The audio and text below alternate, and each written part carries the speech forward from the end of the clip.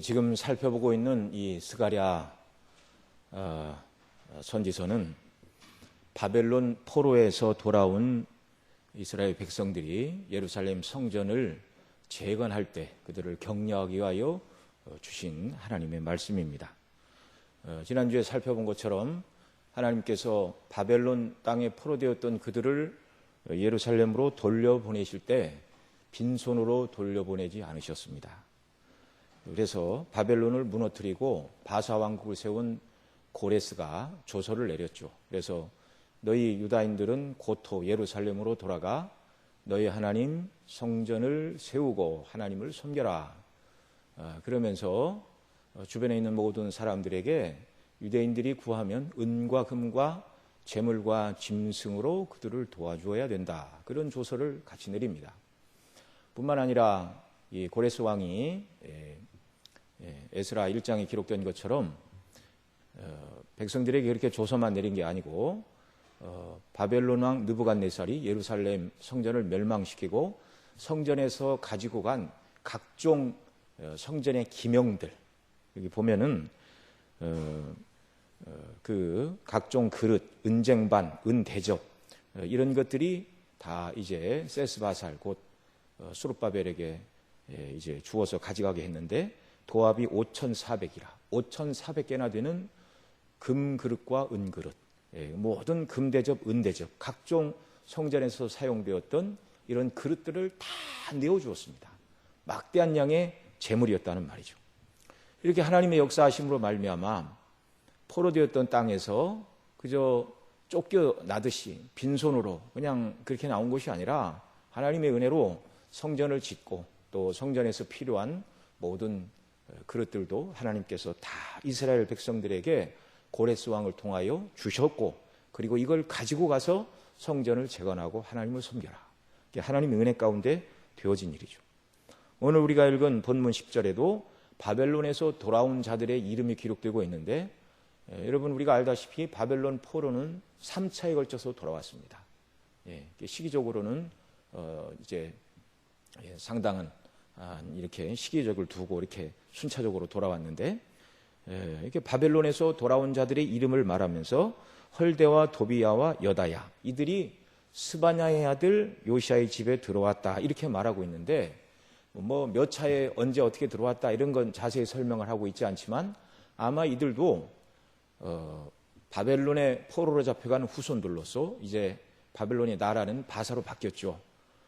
이제 고레스 왕의 칙령을 따라 이제 바사에서 예루살렘으로 돌아오되 빈손으로 오지 않고 하나님께서 주신 대로 은과 금을 가지고 성전 재건과 또 성전에서 사용되는 각종 기명들을 만들기 위하여 이것을 여호와께 드리기 위하여 가지고 온 것이죠. 그리고 이들이 누구 집에 들어갔냐면 스바냐의 아들 요시아의 집에 들어왔다 이렇게 말하고 있는데, 이 스바냐의 아들 요시아의 집은 하나님의 백성들이 성전을 짓고 또 성전의 기명들을 만들기 위하여 이렇게 은금을 모아두었던, 아직 성전이 지어지지는 않았지만 성전의 창고 역할을 하는 사람이 바로 이 스바냐의 아들 요시아의 집이 아니었는가 이렇게 추정할 수 있습니다. 이게 대부분의 성경학자들이 해석하는 방식이고요.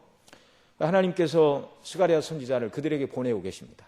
그들에게 가서 은과 금을 취하여 멸관을 만들어 여호사닥의 아들 대제사장 여호수아의 머리에 씌우라.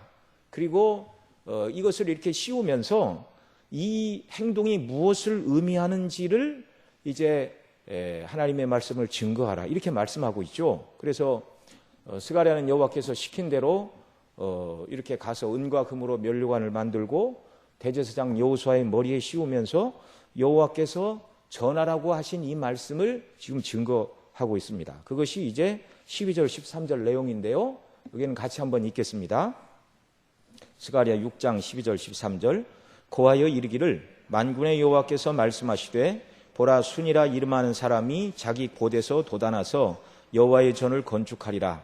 그가 여호와의 전을 건축하고 영광도 얻고 그 위에 앉아서 다스릴 것이요 또 제사장이 자기 위에 있으리니 이 두 사이에 평화의 은원이 있으리라 하셨다 하고, 결국 이 12절, 13절의 말씀, 이 말씀이 이제 의미하는 바는 예수님 통해서 이루어질 일인데, 예수님 통해서 이루어질 이 일을 이제 예언하시면서 그 의미를 좀 더 당시 백성들이 잘 이해할 수 있도록 면류관을 만들어 여호수아의 머리에 씌우고 그리고 이 일을 행하도록 이 말을 증거하도록 하라, 이렇게 말씀하신 겁니다. 그러니까 당시 스룹바벨과 여호수아가 1차적으로 건물로서의 성전을 지었죠. 그러니까 12절에서 순이라는 사람이 도단하 성전을 짓는다 말할 때 의미의 성전은 건물로서의 성전은 아니고 사람들이 지었던 건물로서의 성전이 의미하는 참된 성전을 지으실 분이 온다. 그래서 구약의 성전이나 성막이 의미가 있는 것이죠. 자, 그리고 나서 면류관을 기념하기 위하여 성전에 두라, 이렇게 하셨고, 그리고 15절에 보면 먼데 사람이 와서 여호와의 전을 건축하리라 하시는데, 이미 12절에서 순이라는 사람이 자기 곳에 도단하 여호와의 전을 건축하리라 하셨고, 그 다음에 또 15절에서도 먼데 사람이 또 성전을 건축할 것이라 하십니다.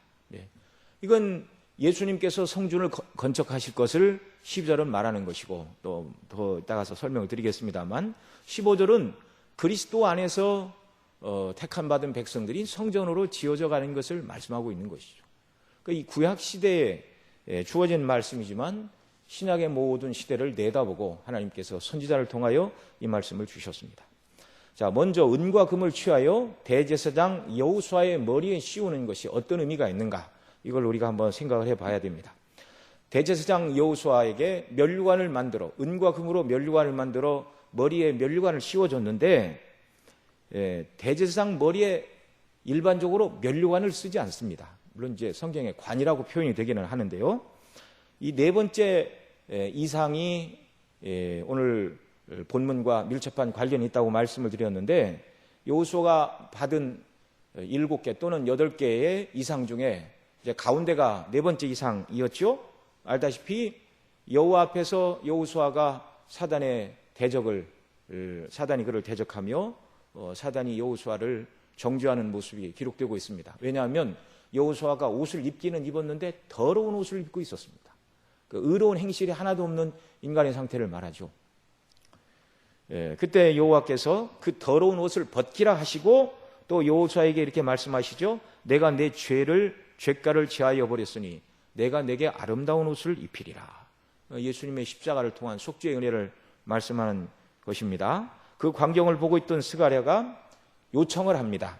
정한 관을 그 머리에 씌우소서 요청하자 정한 관을 여호수아 머리에 씌워 주셨습니다. 영화로운 옷도 입혀주시고 머리에는 정한 관도 씌워 주셨습니다. 그래서 하나님을 섬기기에 부족함이 없는 제사장의 의복을 다 갖추어 주셨다는 것을 네 번째 이상에서 기록해 주고 있습니다. 자, 출애굽기 28장 36절 이하에 보면 대제사장이 머리에 쓰는 관에 대해서 설명을 하고 있습니다. 너는 또 정금으로 패를 만들어 인을 새기는 법으로 그 위에 새기되 여호와께 성결이라 하고 그 패를 청색 끈으로 관 위에 매되 곧 관 전면에 있게 하라. 대제사장 머리에는 관을 쓰는데 그 관에는 금으로 패를 만들어서 도장을 새기듯이 여호와께 성결이라는 글씨를 새겨서 청색 끈으로 그 머리, 관, 모자죠. 관에 이렇게 매라. 그런데 이것이 이제 관의 중앙에 있게 해야 된다. 이렇게 말하고 있습니다. 그러면 이제 정금패를 매달았다는 것을 알게 되는데, 그러면 정금패를 매다는 관은 무엇인가? 그 뒤에 39절에 하반절에 이렇게 말합니다. 무엇으로 관을 만들어야 되는지를 말씀하는데, 배실로 관을 만들어 띠를 수놓아 만들지니라. 우리말로는 관으로 번역되어 있지만 영어 성경에 보면 터번 또는 캡 이렇게 번역하고 있습니다. 쉽게 말하면 모자입니다. 배실로 짜서 만든 배실로 짜서 만든 천이죠. 천의 모자를 이렇게 쓰는데 거기에 이제 금으로 정금으로 패를 만들어 여호와께 성결이라 쓰고 청색 끈으로 그 모자에다가 이제 붙들어 매라 이렇게 말씀하고 있죠. 이게 통상적으로 대제사장이 하나님 앞에 제사 지낼 때 쓰는 관입니다. 물론 이제 옷과 에본 뭐 이런 건 다 있는데 그냥 관만 지금 말씀을 드리는 겁니다. 자, 배실로 짜서 만든 모자에 금 정금으로 패를 만들어 새겨서 머리에 쓰는 것, 이게 통상적인 대제사장의 관이었습니다. 그래서 오늘 본문 여호수아의 머리에 씌워졌던 은과 금으로 만든 면류관은 제사장이 제사 드릴 때 쓰던 관이 아니라는 것을 너무나도 쉽게 알 수 있습니다. 그러면 면류관은 통상적으로 누가 쓰는 것이죠? 왕이 씁니다. 면류관을 쓰는 자는 왕입니다. 그래서 어떤 성경학자들은 스가랴가 은과 금을 취해서 면류관을 만들었다면 대제사장 여호수아가 아니라 당시 유다의 총독이던 수룹바벨에게 씌웠어야 마땅하다. 그렇게 자기 나름대로의 의견을 제시하는 사람들이 있습니다. 당시 총독 수룹바벨은 그냥 총독이 아니죠. 마태복음 1장에 보면 예수님의 족보를 설명하면서 12절에 보면 바벨론으로 이거한 후에 여고냐는 스알디엘을 낳고 스알디엘은 수룹바벨을 낳았다. 이렇게 말씀하고 있는데 거기 바벨론의 포로로 잡혀간 여고냐가 바벨론 왕 느부갓네살이 이제 예루살렘을 정복한 다음에 거기로 데리고 간 여호야김 왕이 바로 여고냐입니다. 그러니까 이제 나라가 망할 때 포로로 끌려갔던 여호야김의 손자가 되겠죠. 그가 스알디엘을 낳고 스알디엘이 수룹바벨을 낳았기 때문에. 다른 말로 얘기하면 여호야김은 수룹바벨의 손자일 뿐만 아니라 다윗 왕의 적통 후손이었다는 말입니다. 그래서 어떤 사람들은 이 말씀은 이제 성전을 다시 재건하게 될 뿐만 아니라 또 면류관을 여호수아가 아닌 사실은 수룹바벨에게 씌웠어야 되는데 수룹바벨에게 씌운다면 총독이요 다윗의 후손인 수룹바벨에게 이 관을 씌운다면 이것이 바사 왕의 귀에 들어가면 이들이 반란을 꾀하고 있구나 이런 오해를 받아 더 큰 시련을 당할까 봐서 수룹바벨에게 씌운 것이 아니고 여호수아에게 씌웠지만 사실 그 의미는 수룹바벨에게 씌운 것과 같다. 이렇게 해석을 하면서 눈에 보이는 성전도 지어지고 또 나라가 망하여 다윗의 왕통이 끊어졌는데 다윗의 왕권이 회복될 것을 예언하는 것이다. 이런 의미로 설명하는 학자들도 있습니다. 그러나 이것은 온당하지 못한 해석이죠. 잘못된 해석입니다. 포로에서 돌아온 유다인들은 세속적인 의미에서 왕권을 회복한 적은 없습니다. 본문이 그것을 말씀하는 것도 아니고요. 자, 여호와께서 다윗의 후손이 아닌 대제사장 여호수아의 머리에 면류관을 씌우라고 한 것은 분명한 이유와 목적이 있기 때문에 그런 것입니다. 여기 대제사장 여호수아가 예표하고 있는 분, 바로 예수 그리스도를 지금 예표하는 것이죠. 12절 13절에서 우리가 읽은 대로 보라 순이라 이름하는 사람이 자기 곳에서 돋아나 성전을 건축하리라 말씀하셨는데 메시아가 오셔서 성전을 건축하시고 또 그 위에 앉아서 다스린다 그러는데 그 위는 보좌를 말하는 것입니다. 다스림의 행동은 왕이 하는 것이죠. 그러니까 그 위는 왕의 보좌를 말하는 것입니다. 자, 그리고 그 12절 13절을 보면 제사장이 자기 위에 있으리니 이렇게 말씀하고 있는데 대제사장이 왕의 보좌에 앉는다 그런 말이죠. 제사장이 앉는 그 의자가 앞에서 말한 왕의 다스림의 보좌와 똑같은 보좌다 이렇게 말하고 있습니다.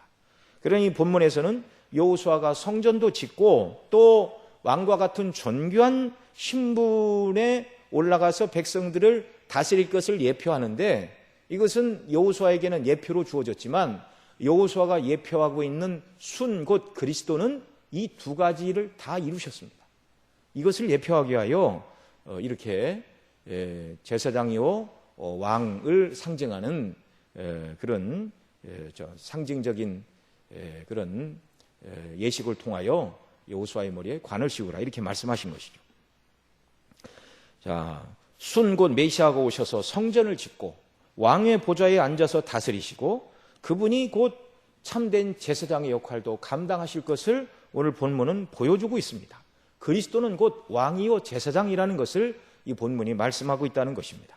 13절 하반절에 이 두 사이에 평화의 은원이 있으리라 이렇게 말씀하는데 왕과 제사장직 사이에 평화가 있으리라. 이렇게 이해를 하면 되는 것입니다.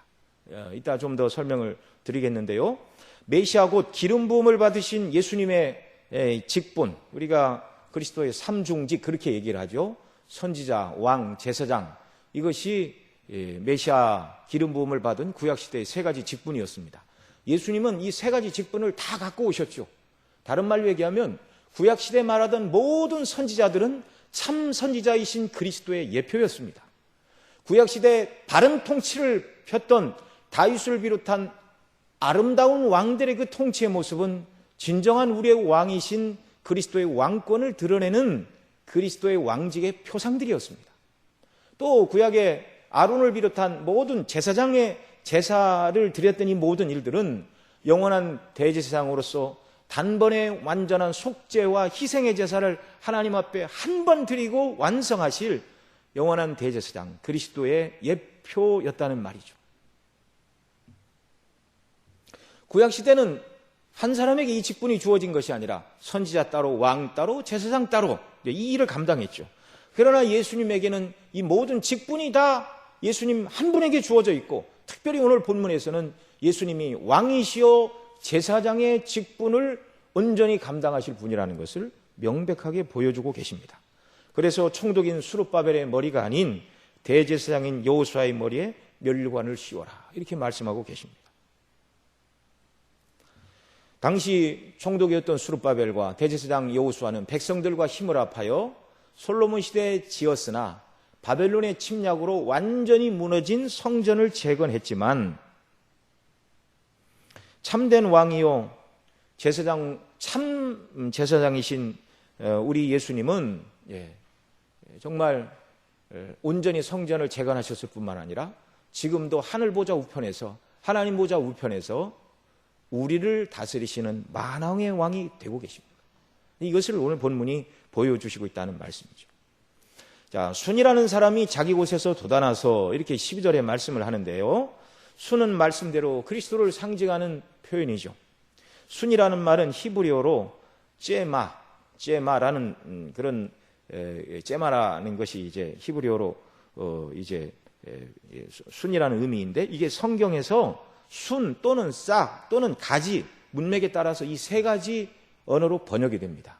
그래서 어디에서는 가지, 어디에서는 순, 어디에서는 싹 이렇게 나올지라도 동일하게 하나의 단어 째마, 순으로 번역해도 되고 싹으로 번역해도 되고 가지로 번역해도 되는 것인데, 문맥에 따라 그렇게 번역이 된다는 말씀입니다. 이사야 11장에 보면 이새의 줄기에서 한 싹이 나며 그 뿌리에서 한 가지가 나서 결실할 것이요, 여호와의 신 곧 지혜와 총명의 신이요 모략과 재능의 신이요 지식과 여호와를 경외하는 신이 그 위에 강림하시리니, 이렇게 말씀하는데요. 한 번은 이 째마라는 단어를 싹으로, 한 번은 가지로 번역을 하는데, 여호와의 신 성령께서 강림하사 구속을 이루실 그리스도를 예표하고 있는 말입니다. 이사야 11장 10절에서도 또 이렇게 말합니다. 그날에 이새의 뿌리에서 한 싹이 나서, 다 예수님을 표현하는 말들입니다. 예레미야도 이 가지라는 표현을 썼는데요. 예레미야 23장 5절 이하에 보면 나 여호와가 말하노라, 보라 때가 이르리니 내가 다윗에게 한 의로운 가지를 일으킬 것이라. 그가 왕이 되어 지혜롭게 행사하며 세상에 공평과 정의를 행할 것이며, 그날에 유다는 구원을 얻겠고 이스라엘은 평안할 것이며 그 이름은 여호와 우리의 의라 일컬음을 받으리라. 예레미야에게 주신 말씀인데, 그날에 내가 다윗에게 한 의로운 가지를 일으킬 것이다. 이 의로운 가지는 이스라엘의 역사를 통해서 보면 1차적으로는 솔로몬이라는 것을 우리가 알 수 있습니다. 그러나 솔로몬은 예레미야 선지자 이전 인물이죠. 예레미야와 솔로몬은 시간적인 간격이, 예레미야는 이스라엘의 멸망하던 시기에 있었던 선지자이니까 시간적인 간격이 상당하다는 것을 우리가 알 수 있죠. 다윗이 주전 1000년 전 사람이니까 그의 아들 솔로몬도 한 950년 전의 사람이다, 이렇게 이해할 수 있죠. 주전. 그리고 이스라엘이 망한 것이 주전 586년이니까 적어도 400년 전에 400년 후에 이 말씀이 예레미야에게 주어진 것인데, 그러니까 예레미야를 통하여 말씀하시는 다윗의 한 의로운 가지, 그 말은 이미 지나간 왕 솔로몬을 말하는 것이 아닙니다. 그날에는 유다가 구원을 얻고 이스라엘이 평안할 것이며 이렇게 말하는데, 솔로몬 시대에는 유다와 이스라엘로 나눠지기 이전입니다. 그러니까 이건 다 상징 언어예요. 여기서 말하는 한 의로운 가지는 그리스도를 말하는 것이고, 유다와 예루살렘은 택함받은 신약의 모든 백성을 상징하는 그런 표현들입니다.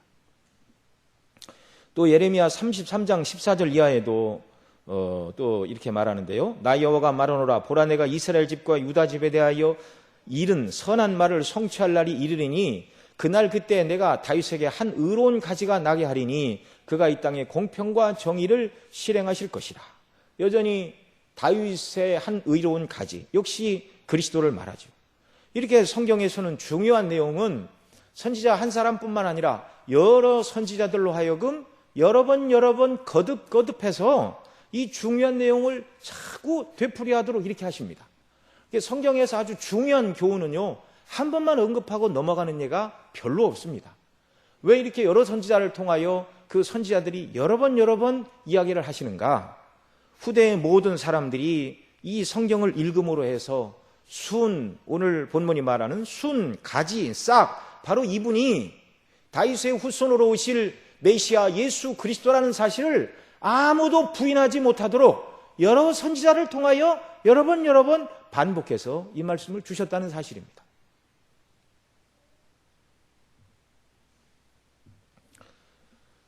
앞서 살펴본 스가랴가 받은 네 번째 이상 가운데서는 가지, 싹이라고만 말하지 않고 내 종 순을 나게 하리라, 이렇게 말씀했습니다.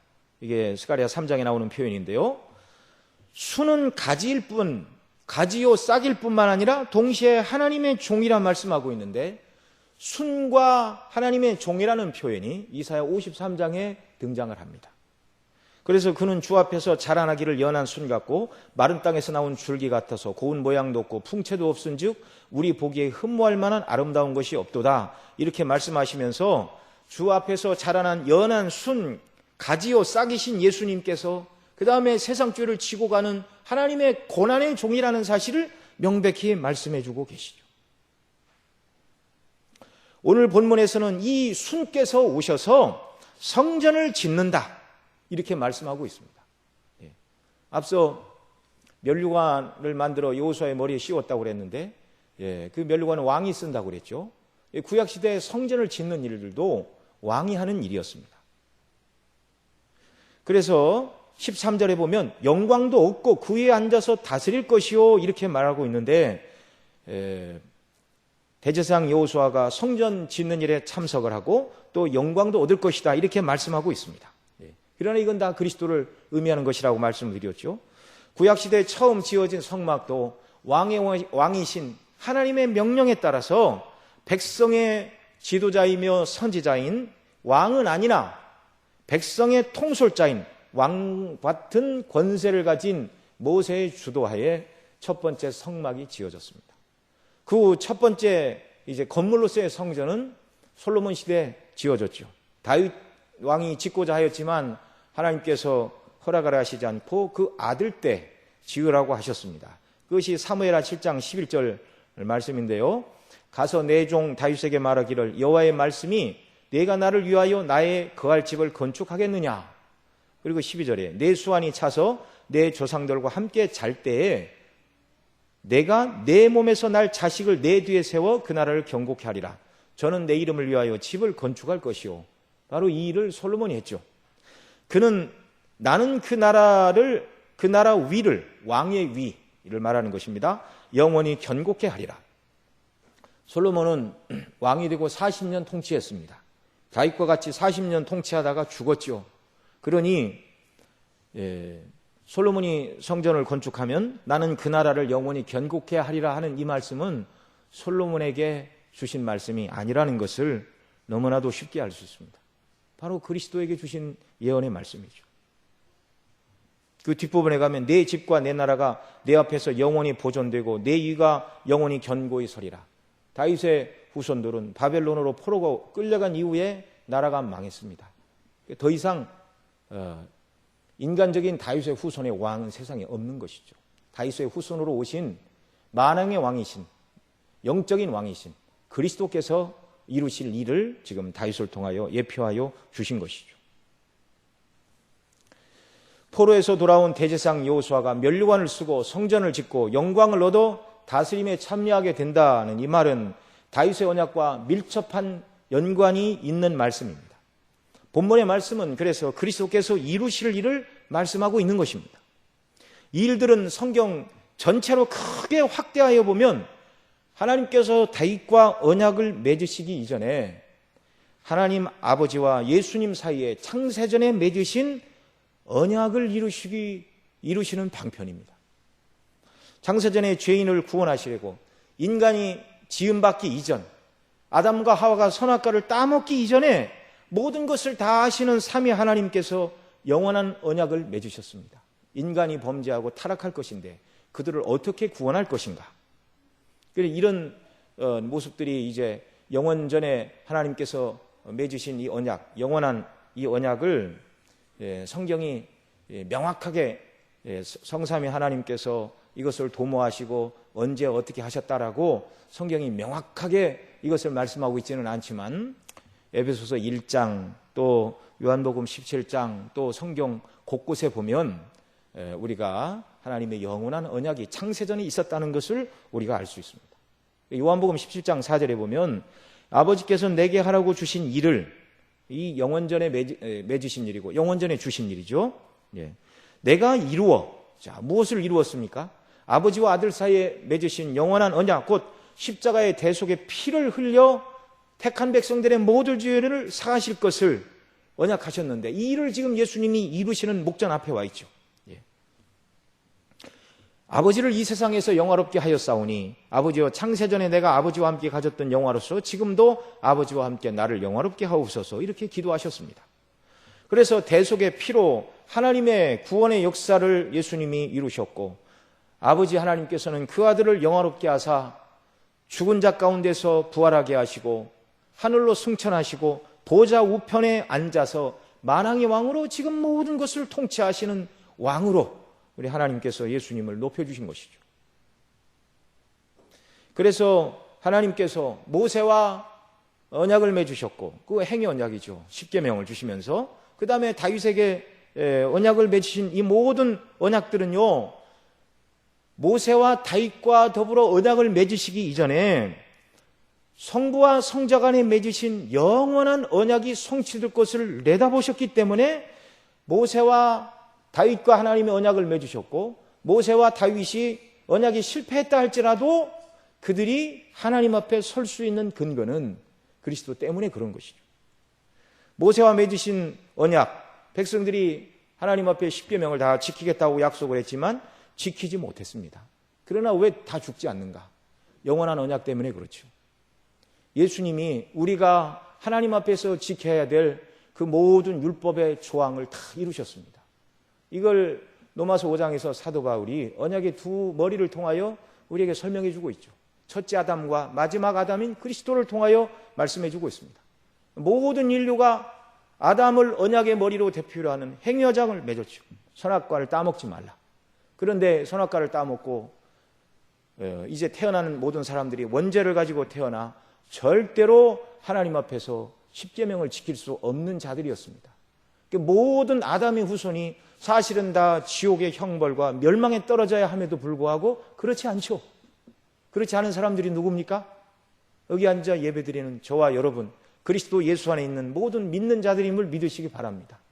왜 그런가? 마지막 아담이신 그리스도께서 오셔서 우리와 인생의 하나님과 맺은 이 행위 언약을 우리가 못 지켰는데 하나님 아버지와 예수님 사이에 맺으신 이 영원한 언약의 내용이 바로 예수님이 우리 대신 하나님 앞에서 우리가 지켜야 될 모든 행위 언약을 다 지키시는 것이었습니다. 예수님이 이 땅에 오셔서 모든 율법을 다 순종하셔서 율법의 일을 이루셨고 또 율법대로 살지 못하고 죄를 지은 저와 여러분을 위하여 십자가에서 대속의 피를 흘려 죄값을 다 담당해 주신 것이죠. 그래서 예수님 안에서 구원이 다 이루어졌습니다.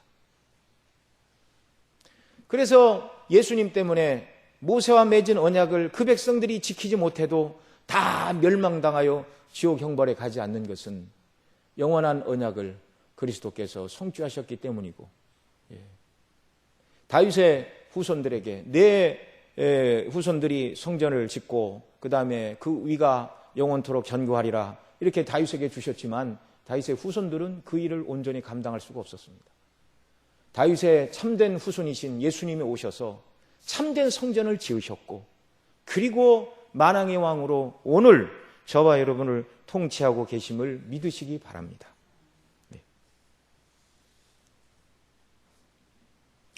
여호수아 스룹바벨은 돌과 나무로 지은 건물로서의 성전을 지었지만 예수님은 십자가에 죽으시고 부활하심으로 구약의 건물이 의미했던 참 성전을 지으셨습니다. 우리가 하도 여러 번 들었죠.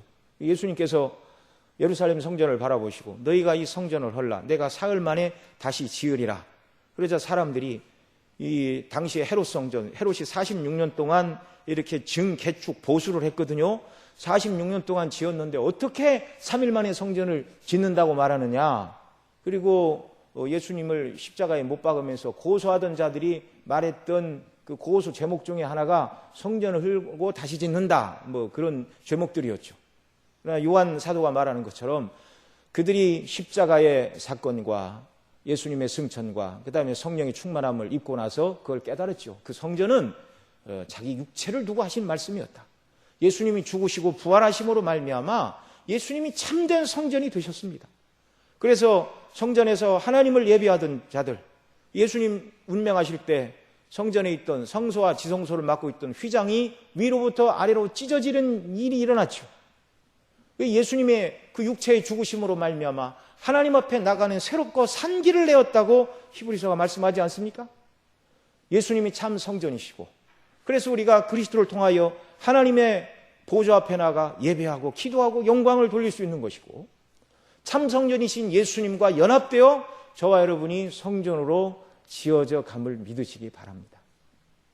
구약의 백성들은 건물로서의 성전을 지었지만 오늘도 예수님은 건물이 아닌 저와 여러분, 그래서 우리 목사님이 우리 교회 포 하나님의 목적을 지향하는 교회, 그 중에 세 번째가 무엇이죠? 거룩한 성소로 지어져 감을 통해 하나님의 목적을 이루어야 된다. 이것이 우리 교회 표어인데, 저와 여러분이 예수님 모시고 성령의 인도를 받는 하나님의 성전입니다.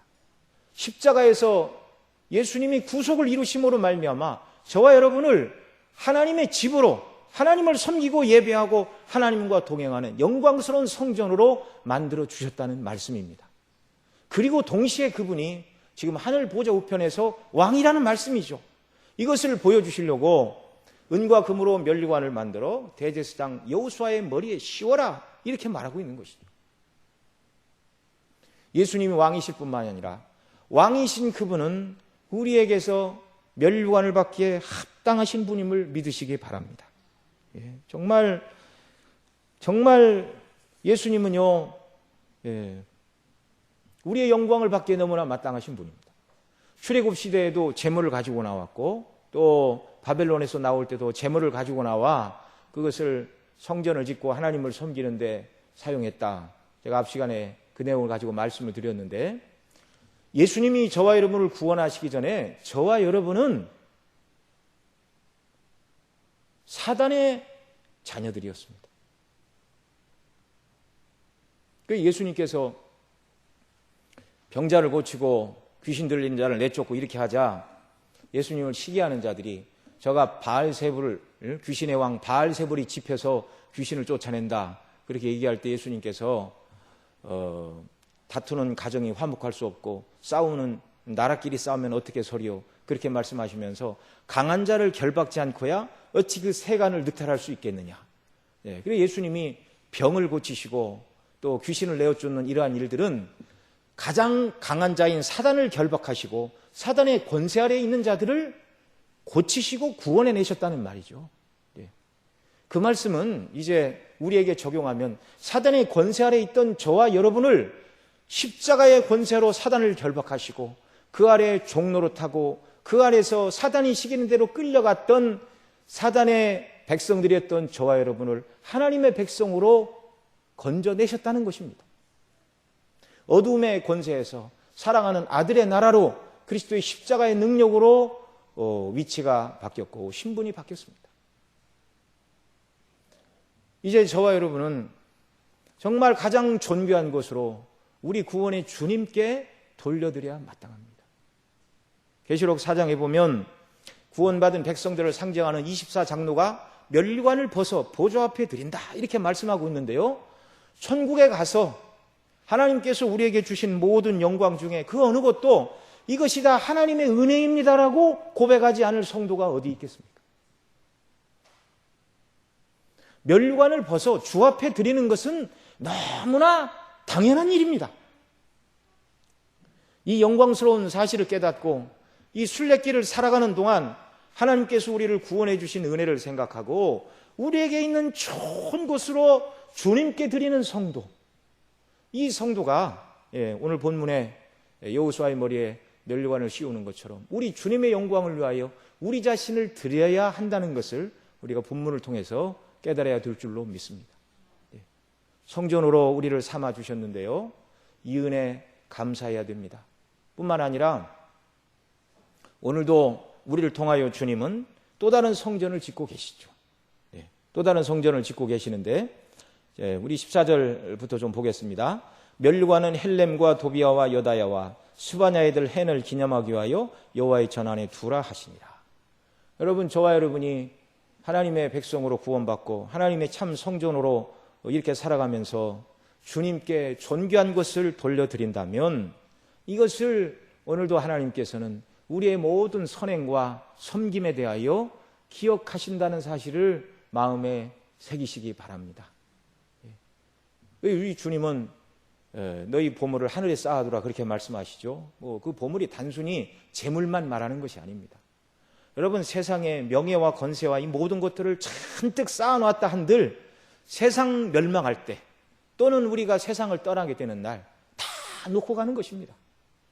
그러나 하나님 나라와 영광을 위하여 우리가 보물을 하늘에 쌓아둘 때 우리가 하늘에 쌓아둔 보물은 하나도 없어지지 않고 기억되는 줄로 믿으시기 바랍니다. 무엇을 위해서 우리가 육체의 남은 때를 살아가야 될까? 너무나 명백한 것이죠. 15절 또 보겠습니다.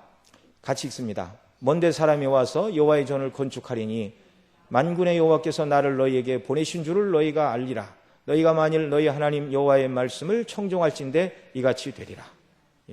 예수님이 성전을 이미 지으셨죠. 그런데 15절에 보면 또 먼데 사람이 와서 성전을 건축하리라 이렇게 말씀하고 있습니다. 이 말씀은요, 이제 사도 바울이 에베소 2장에서 설명을 해주고 있습니다. 에베소 2장 우리 한번 가서 찾아보겠습니다.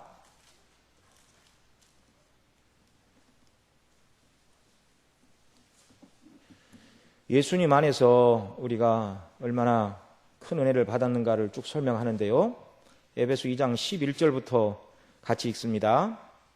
신약성경 311면 읽습니다. 그러므로 생각하라. 너희는 그때 육체로 이방인이요 손으로 육체에 행한 할례당이라 칭하는 자들에게 무할례당이라 칭함을 받는 자들이라. 그때 너희는 그리스도 밖에 있었고 이스라엘 나라 밖의 사람이라. 약속의 언약들에 대하여 외인이요 세상에서 소망도 없고 하나님도 없는 자이더니. 13절 이제는 전에 멀리 있던 너희가 그리스도 예수 안에서 그리스도의 피로 가까워졌느니라. 아멘.